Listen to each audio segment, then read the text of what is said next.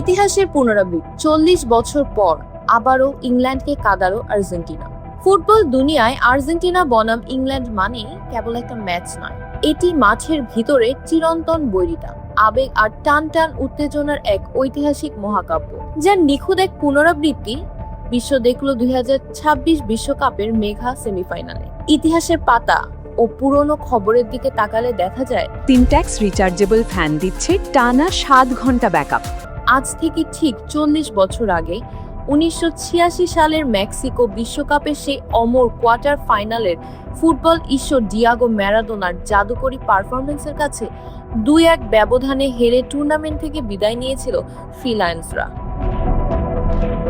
দীর্ঘ 4 দশক পর 2026-এর এই হাই ভোল্টেজ সেমিফাইনালে এসে ইতিহাস যেন একদম হুবহু ফিরে এলো।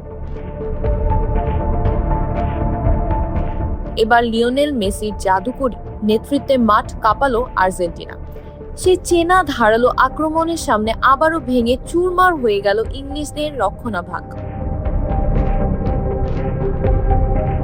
নোটবুকের পাতায় স্বর্ণাক্ষরে লিখে রাখার মতো এই মহাকাব্যিক জয়টি ফুটবল প্রেমীদের মনে করিয়ে দিল, ক্যালেন্ডারের পাতা বদলেছে, ফুটবল বদলেছে, ফুটবলার বদলেছে, এমনকি খেলার কৌশলও বদলেছে। কিন্তু 4 দশক পার হয়ে গেলেও নকআউট পর্বে আর্জেন্টিনার বিপক্ষে ইংল্যান্ডের সেই চিরচেনা অবধারিত ভাগ্য আর ট্র্যাজেডি আজও এক চুলও বদলায়নি। BD archive desk, Deepika.